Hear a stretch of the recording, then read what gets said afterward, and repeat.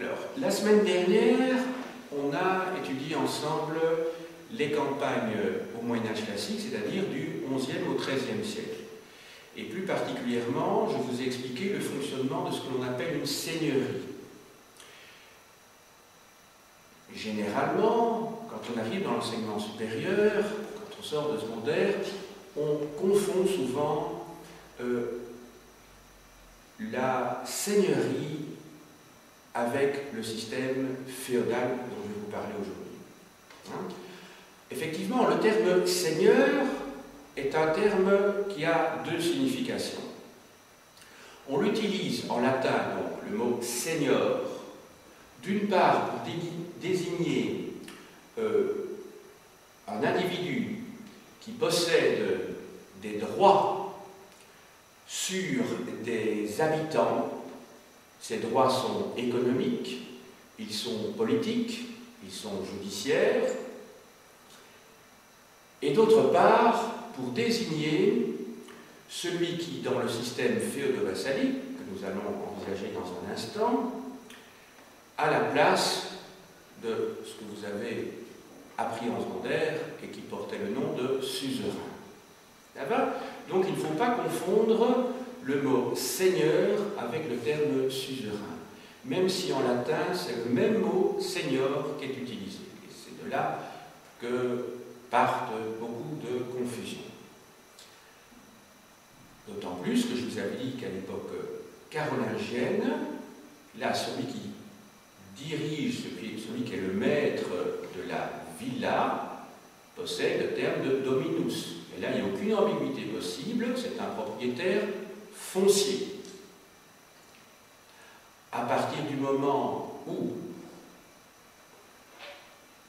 au IXe et au Xe siècle, les pouvoirs publics s'effritent et que les comtes, qui à l'origine avaient des fonctions, je dirais, administratives, politiques et judiciaires, et qui étaient le représentant de l'empereur, et qui étaient donc de très hauts fonctionnaires, à partir du moment où ces comtes prennent pour eux-mêmes une partie des pouvoirs publics, et vont même les assumer presque complètement, au point de devenir des princes territoriaux. Ils ne sont plus dès lors des fonctionnaires, mais ils seront des petits rois, ou des petits empereurs sur le territoire qu'ils occupent, qu'ils possèdent.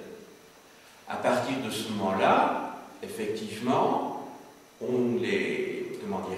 l'autorité publique s'est délitée, et 1 ou 2 siècles plus tard, elle va encore un peu plus, disparaître des hautes sphères au profit de ces petits hobereaux que sont les seigneurs, et c'est ce qui explique que les seigneurs se retrouvent entre leurs mains donc des pouvoirs qui appartenaient jadis à l'autorité publique. Nous l'avons vu donc antérieurement. Donc, le sujet que nous allons aborder aujourd'hui est celui du gouvernement des hommes, et je vais essentiellement vous parler d'histoire politique, alors que dans les séquences précédentes, nous avons principalement étudié la vie quotidienne des gens, la vie économique et sociale dans les campagnes et dans les villes.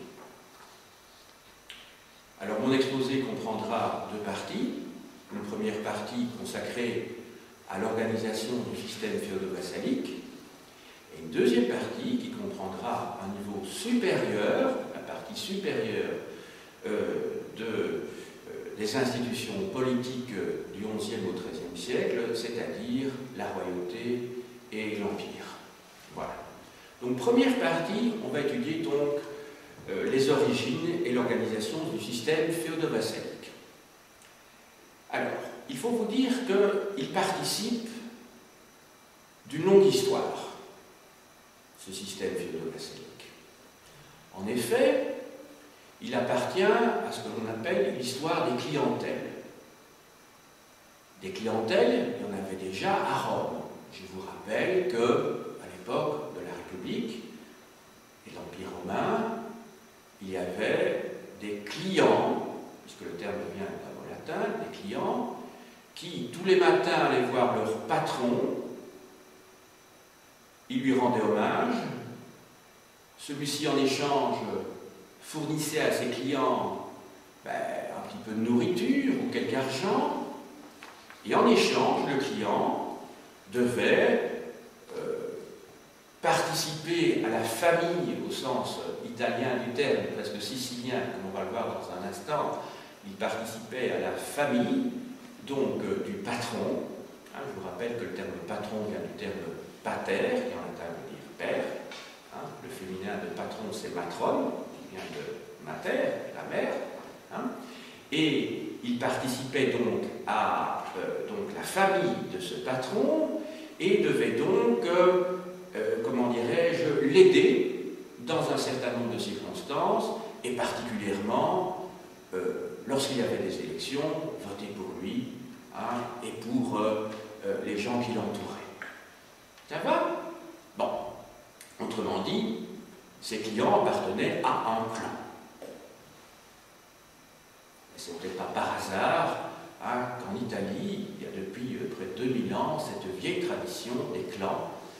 Chez les Siciliens, par exemple, vous connaissez peut-être le film Le clan des Siciliens, hein, donc c'est avec Jean Gabin, sauf erreur de ma part, hein, le clan des Siciliens et Alain Delon, non, il me semble bien. Et donc cette idée, hein, eh bien, on la retrouve donc au Moyen-Âge. Alors, la vassalité est antérieure à la féodalité. À un moment donné, les deux systèmes vont se rejoindre pour fusionner et donner ce fameux système féodo-vassalique. La vassalité, elle existe déjà à l'époque mérovingienne. Les vassaux, ce sont les compagnons des rois mérovingiens qui font partie de leur garde rapprochée, qui sont leurs compagnons de combat et qui leur prêtent serment de fidélité.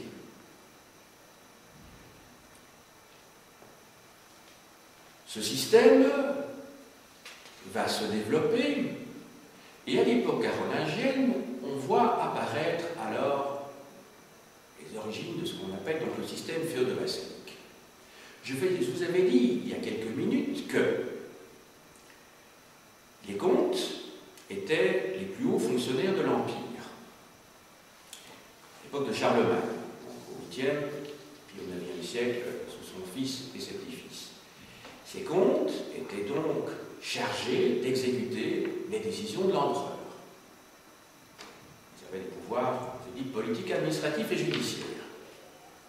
Mais ces comtes, à la suite de l'affaiblissement du pouvoir impérial ou royal, puisque en 843, l'Empire est divisé entre les trois petits-fils de Charlemagne, hein, vous vous souvenez, donc entre Charles le Chauve, Lothaire et Louis Germanique.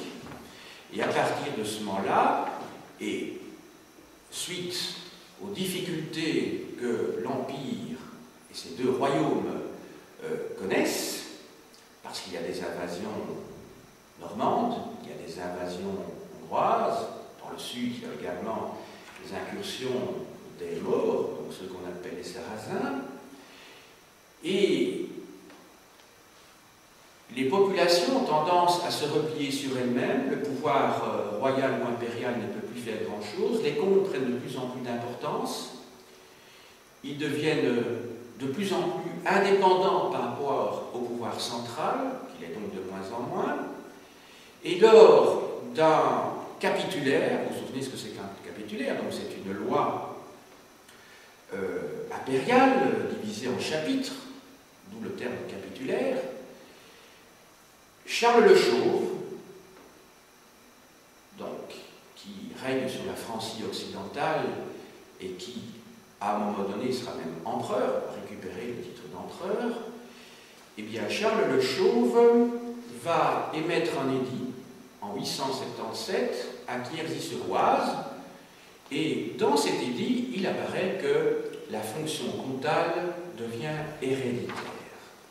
Autrement dit, ça veut dire que ces fonctionnaires, qui étaient quand même les représentants de l'autorité centrale, vont pouvoir monopoliser sur le territoire dont ils ont la charge, de génération en génération, les pouvoirs dont ils disposaient et vont devenir progressivement au 9e et au 10e siècle, et alors au 11e siècle, je dirais que c'est l'apogée, vont devenir donc des princes territoriaux, c'est-à-dire de véritables souverains dans leur principauté. Et l'autorité du roi ou de l'empereur est principalement nominale, théorique. Pratiquement, ils disposent des pouvoirs régaliens, c'est-à-dire les pouvoirs dont dispose un État, c'est-à-dire la monnaie, une armée et la justice. Si un jour la Belgique disparaît, eh bien, la Flandre et la Wallonie disposeront de ces fonctions régaliennes qui, pour l'instant, appartiennent à l'État fédéral. Donc on pourrait imaginer, on va voir comment les négociations vont se poursuivre en 2008 et en 2009, mais qu'à un moment donné, l'État belge soit un État confédéral dans lequel, enfin un État confédéral à la belge, hein, parce qu'un État confédéral, en fait, ce sont vraiment des États indépendants les uns des autres, hein, pratiquement. Hein.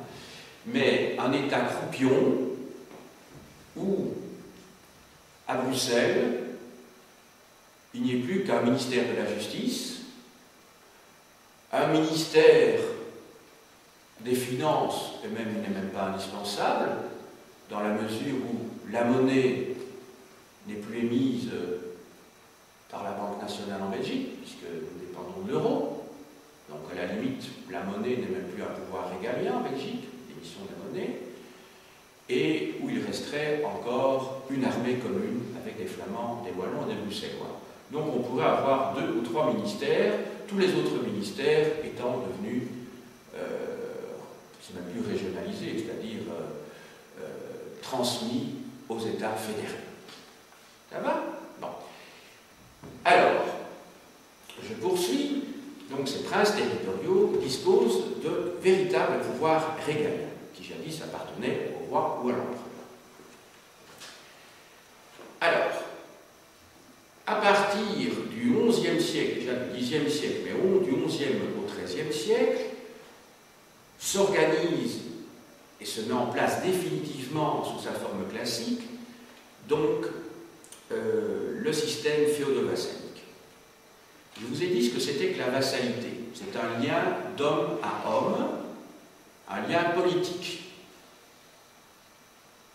Et à côté de ça, la féodalité, là je ne vous en ai pas encore parlé, qui en fait est la transmission d'un bien, en général une terre, par un homme qui est supérieur à un homme inférieur. Alors on va voir comment tout ça s'organise dans ce système féodo-vassalique. Vous avez un individu qui est plus faible qu'un autre et qui va lui demander sa protection. C'est celui qu'on va appeler le vassal. Il se met dans la protection de ce personnage puissant, que l'on appelle le seigneur, et que couramment, on utilise théoriquement ce terme pour ceux qui sont dans les sommets de l'organisation féodo-vassalique, que l'on appelle le suzerain. En général, le terme suzerain n'est pas utilisé pour les petits seigneurs qui ont eux-mêmes des vassaux ou des vavassaux, si vous voulez. Donc c'est plutôt pour les seigneurs qui sont dans le sommet de la pyramide qu'on utilise ce terme de suzerain. Alors donc ce personnage qui dispose de peu de moyens va près d'un personnage plus puissant, il lui jure fidélité. Il lui jure fidélité, il met ses mains entre les mains de ce personnage plus puissant, donc il se met ses mains jointes entre les mains de ce personnage plus puissant, il lui jure fidélité, il lui jure prête serment, et il lui rend également hommage. Il lui rend hommage en s'agenouillant, qui montre bien qu'il est dépendant et qu'il est inférieur de ce personnage plus puissant, mais ce personnage plus puissant, que nous appellerons le suzerain, en fait c'est le terme seigneur qui est utilisé dans les textes, va le relever pour montrer qu'ils sont à égalité. Il y a d'abord une soumission, si vous voulez, et puis il le relève pour dire nous sommes des égaux. Alors quand il dit nous sommes des égaux, tout cela est gestuel, hein, vous avez bien compris. Il le relève en fait pour dire nous sommes dans une relation contractuelle de donnant-donnant. Moi, je te donne quelque chose, ma protection, il y a encore autre chose, on va le voir, qui est le fief, et toi, en revanche, tu devras m'aider dans certaines circonstances que je vais décrire dans un instant. Ça va? Donc vous voyez, c'est ça le système vassalique qui va s'allier au système féodal. Autrement dit, on est vraiment dans un système que l'on pourrait appeler mafieux. Alors pas mafieux sur le terme en ce qui concerne les valeurs. Les valeurs sont des valeurs souvent très nobles, hein, il est fait référence d'ailleurs pour les serments sur la Bible, etc. C'est une cérémonie religieuse, c'est un rituel, je dirais, très sérieux. Mais je dirais dans la forme, la mafia est un système féodo-vassalique. Si vous avez vu le film Le Parrain, hein, avec Marlon Brando, qui joue le rôle de Vito Corleone, et Robert De Niro et Al Pacino, hein, qui jouent respectivement le rôle comment dirais-je, de Vito Corleone, le parrain quand il est jeune, et puis l'autre de son fils. Hein. Donc c'est un film de Francis Ford Coppola qui date de 36 ans, qui date de 1972. On voit vraiment, je dirais, ce que c'est qu'un parrain. C'est-à-dire que les gens que vous voyez bourdonner autour de Vito Corleone, donc incarné par Marlon Brando, eh bien ce sont des vassaux. Lui, il leur promet la protection. En revanche, eux doivent lui apporter aide et conseils. C'est exactement les termes qu'on va retrouver dans le système féodo-vassalique. Il s'agenouille même devant lui, comme les vassaux. Il baise sa bague. Hein, donc on est vraiment dans une relation vassal à seigneur, vassal à suzerain. Donc un suzerain, c'est un parrain. Excusez-moi l'expression, mais je dirais que la mafia fonctionne tout à fait sur le modèle féodo-vassalique.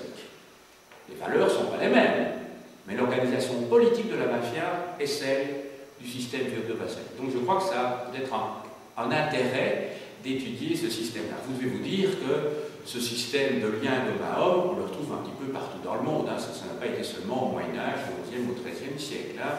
Ce système de donnant-donnant, on le trouve dans de nombreuses sociétés dites primitives ou primordiales, étudiées par les anthropologues. Hein, c'est ce qu'on appelle le système du don et du contre-don, qui a été étudié par un grand anthropologue de l'avant-guerre, qui s'appelait Marcel Mauss, c'est ce qu'on appelle un système de potlach ou potlac. Ça va? Donc c'est un système que l'on trouve qui est presque universel, je dirais, avec des modalités différentes, bien entendu, avec des modalités différentes. Alors maintenant, je rentre dans le cœur du sujet.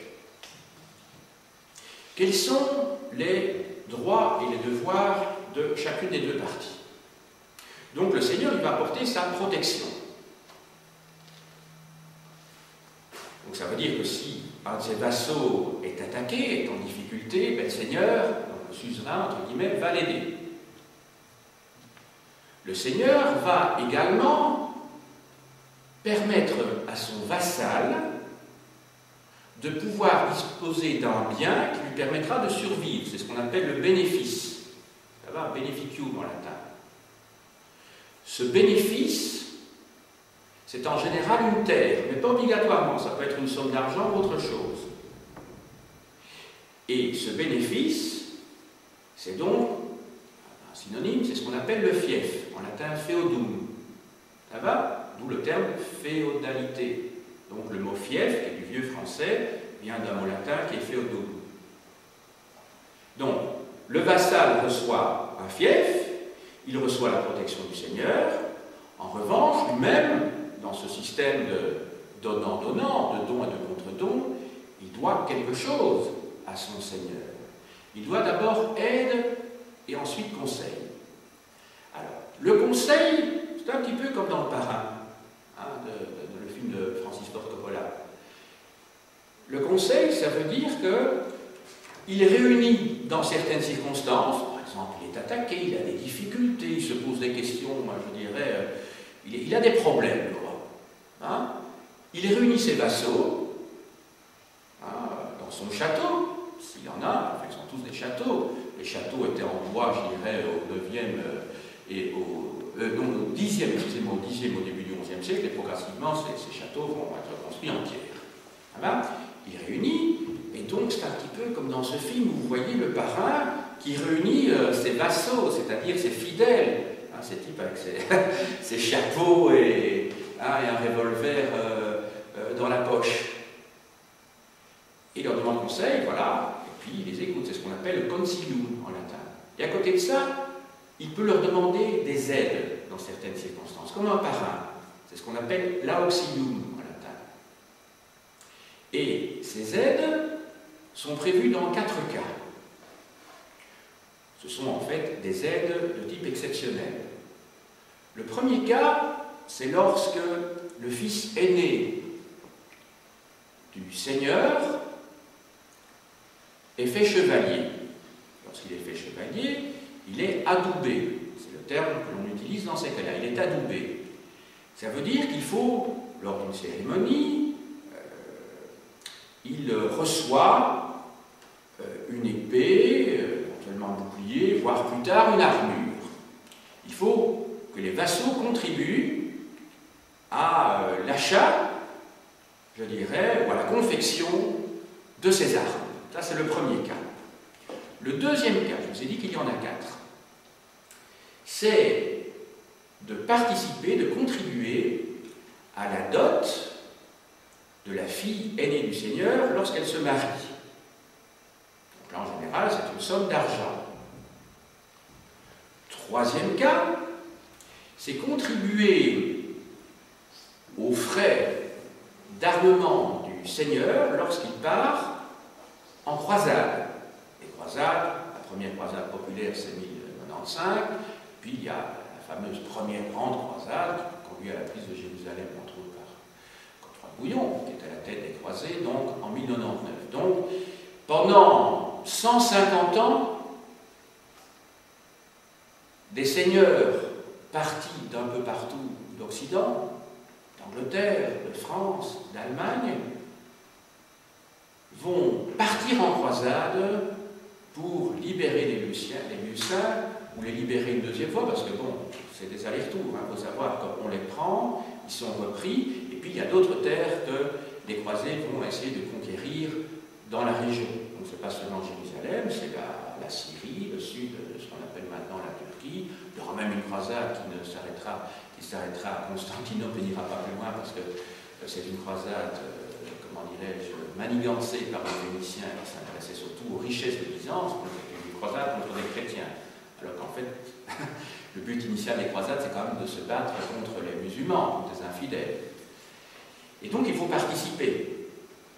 Donc, lâcher le cheval, acheter l'armement, etc. Et il reste un 4e cas, qui s'est produit quand même un certain nombre de fois, c'est participer, contribuer au paiement d'une rançon si le seigneur, le suzerain, est fait prisonnier. Ça va? Par des brigands, ou éventuellement par un autre, je dirais, membre de la noblesse dans une guerre ou une guérilla. Ça va? Et ça arrive un certain nombre de fois. Je pense au cas le plus célèbre, il y en a eu d'autres, vous savez. Pensons à Richard Cœur de Lion. Richard Cœur de Lion, vous connaissez certainement par les films consacrés à Robin des Bois. Hein? Et bien, Richard Cœur de Lion est parti en croisade. Mal lui en a pris parce que vous connaissez l'histoire, c'est son frère Jean Santerre qui dirige le royaume pendant cette période-là. Je ne vais pas rentrer dans les détails, hein, vous connaissez cette histoire, certainement même l'histoire de Robin des Bois. Et Richard Cœur de Lion, quand il revient de croisade, ben, il est fait prisonnier non pas par des musulmans, mais par Léopold, le duc d'Autriche, qui demande une rançon. Et donc ce sont les sujets du roi d'Angleterre qui vont devoir payer donc cette rançon. C'est un phénomène qui a duré encore longtemps. Hein. Je pense au XIVe siècle, un roi de France, Jean le Bon, a été fait prisonnier par les Anglais. Encore au XVIe siècle, François Ier est battu à la bataille de Pavie, en Italie, et il faut payer une rançon à Charles Quint, parce que François Ier va donc être fait prisonnier et emmené à Madrid. Donc vous voyez que ce phénomène a touché même de très grands personnages. Voilà. Donc vous avez bien compris cette relation de donnant-donnant. Le suzerain, donc le seigneur, accorde sa protection. Il donne également une terre pour la survie de son vassal, le fief. Et en revanche, les vassaux doivent apporter conseil et aide, dans un certain nombre de cas, donc à leur suzerain. Voilà. C'est donc ça ce qu'on appelle le système féodo-vassalique. Il y a souvent une confusion. Lors de la nuit du 4 août 1789, il est question d'abolir les droits féodaux. C'est en tout cas le terme féodaux, droits féodaux qui apparaît dans les textes. En fait, il y a confusion. Alors, pas tout à fait dans la tête des gens de l'époque, parce qu'il restait effectivement des reliquats, des restes de ces droits féodaux. Mais ce qu'on abolit véritablement, ce sont les droits seigneuriaux. Et je vous ai dit que les droits seigneuriaux, c'est un ensemble de droits, de taxes, que les seigneurs ont perçus pendant la plus grande partie du Moyen-Âge, jusqu'à la Révolution française, également pendant les temps modernes, sur leurs paysans. Et là, ce sont donc des droits économiques. Vous vous souvenez, je vous ai parlé de la taille, je vous ai parlé du sens, je vous ai dit que quand on allait pâturer, quand on allait dans les bois, etc., il fallait payer des sommes aux seigneurs. Vous vous souvenez qu'il y avait le droit de gîte, il y avait le droit d'os, il y avait les ton-lieux. C'est cela que l'on supprime en 1789, c'est surtout ces droits-là. C'est pas les droits, c'est pas la féodalité, parce que la féodalité n'existe pratiquement plus depuis le XVIe siècle. Au XVIIe ou XVIIIe siècle, avec je dirais, la montée, la progression des pouvoirs du roi, donc avec la monarchie absolue de droit divin, la féodalité est abolie dans les faits. Les châteaux sont détruits à l'époque de Richelieu, donc dans la première moitié du XVIIe siècle, donc il n'y a plus de châteaux, les féodaux ne menacent plus du tout qui que ce soit à ce moment-là. Ça va, donc ça c'est très important à retenir. Donc ce qui disparaît la nuit du 4 août 1789, ce sont les droits seigneuriaux et ce ne sont pas les droits féodaux. Ça va? Important, hein, parce que on fait toujours la coupure entre le Moyen-Âge et les temps modernes, mais pour les paysans, entre le XIe siècle et le XVIIIe siècle, il y a eu évidemment des évolutions, mais ils vivent dans le même contexte que celui de la seigneurie. Donc pendant 7 ou 8 siècles, ils vivent dans le même contexte. Ça va? Non.